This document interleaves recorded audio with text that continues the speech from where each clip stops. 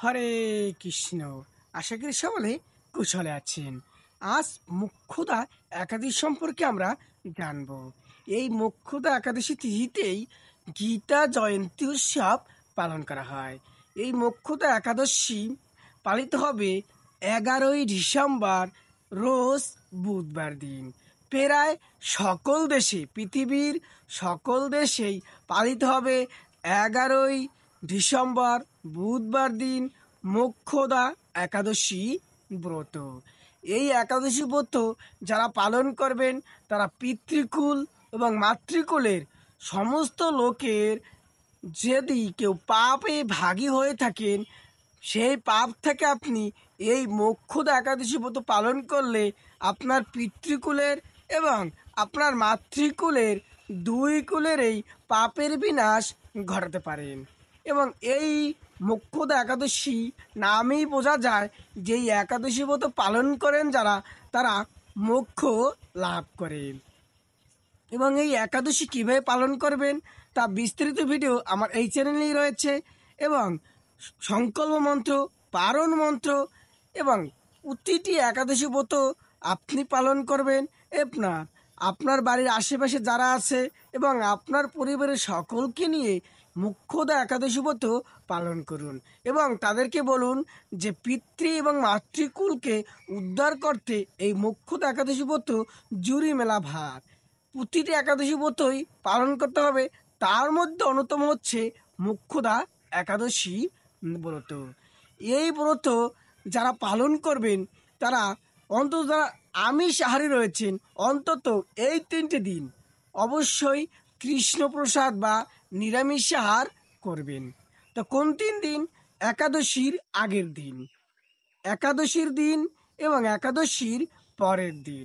অন্তত এই 3 দিন অবশ্যই আপনাকে নিরামিষ আহার করতে হবে এবং আপনাকে পালন করতে হবে নির্দিষ্ট সময়ের মধ্যে।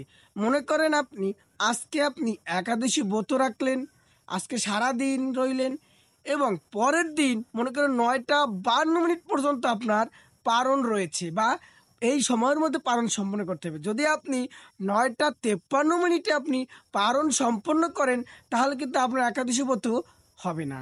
তো আপনাকে নির্দিষ্ট সময়ের মধ্যে একাদশী ব্রত পালন করতে হবে এবং প্রতিটি একাদশীতেই আপনাকে প্রতিটি একাদশীর যে ব্রত মাহাত্ম্য রয়েছে সেই ব্রত মাহাত্ম্যটি আপনাকে অবশ্যই পাঠ বা শ্রবণ করতে হবে। প্রতিটি একাদশীর ব্রত মাহাত্ম্য একাদশীর আগের দিন আমার এই চ্যানেলেই ভিডিও আকারে প্রকাশ করা হয়। তো আপনি যদি পাঠ করতে না পারেন, শ্রবণ করতে পারেন। 9টি বিদ্যা রয়েছে যাকে বলা হয় নববিদ্যা।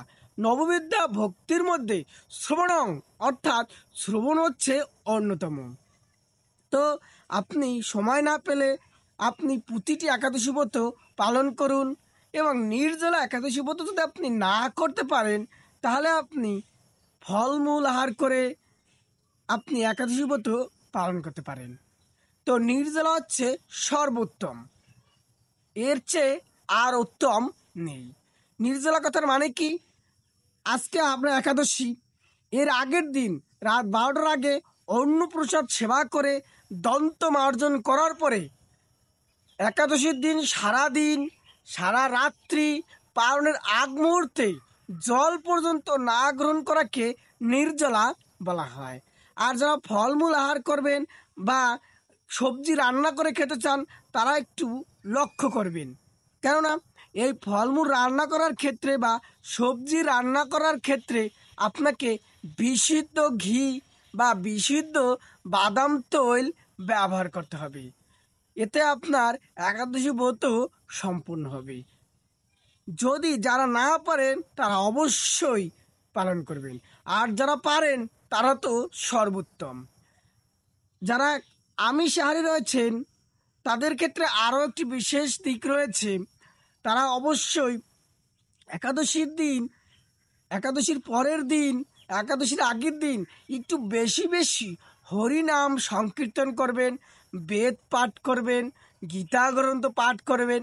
যেহেতু এই মোক্ষদা একাদশীর তিথি থেকে গীতা জয়ন্তী পালিত হয়, বা গীতা হচ্ছে হিন্দু ধর্মের সর্ববৃহৎ ধর্মগ্রন্থ।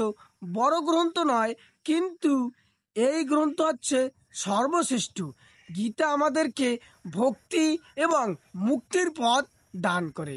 বেদ হচ্ছে জ্ঞান আরোহণ করা যায়, এবং বেদ হচ্ছে একটি জ্ঞান। এটি প্রাচীনকাল থেকে হিন্দু বা সনাতনীদের রয়েছে। এই হিন্দু নাম কিন্তু সিন্ধু নদীর তীরে যারা বাস করত, ফার্সি লোকরা সিন্ধুকে হিন্দু নামে আখ্যায়িত করত, তাই সেইখান থেকে এই ধর্মের নাম হয়ে গেল হিন্দু ধর্ম। মূলত এই ধর্মের নাম হচ্ছে সনাতন ধর্ম। সনাতন অর্থ চিরন্তন। দেখবেন সকল ধর্মের পূর্বার্থক রয়েছে, কিন্তু আমাদের সনাতন ধর্মের কোনো পূর্বার্থক নেই। যদি আপনার এই বিষয়ে ভিডিও চান যে কোন ধর্মের কে কি গ্রন্থ এনেছিল এবং কে ভগবান ছিল, কে আংশিক অবতার ছিল, বা কে পূর্ণ অবতার ছিল, এই বিষয়ে বা যে কোনো বিষয়ে যদি আপনি জানতে চান, তাহলে অবশ্যই কমেন্ট বক্সে কমেন্ট করে জানাতে ভুলবেন না। তাহলে আপনার সেই কমেন্টের উপর ভিত্তি করে আপনাদের সম্মুখে ভিডিও নিয়ে আসবো। তো এই মোক্ষদা একাদশী ব্রতের যে পুণ্য হবে, সেই পুণ্যের প্রভাবে আপনার পিতৃকুল সহ মাতৃকুল, এবং আপনি যদি কোনো পাপ কর্মে রত থাকেন বা আপনার অশান্তি রয়েছে, সেই অশান্তি থেকেও কিন্তু আপনি মুক্তি লাভ করতে পারবেন।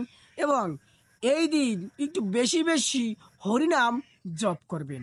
মানে শুধু একাদশী রইলেই কিন্তু, না খেয়ে থাকলে কিন্তু একাদশী ব্রত পালন করা হয় না।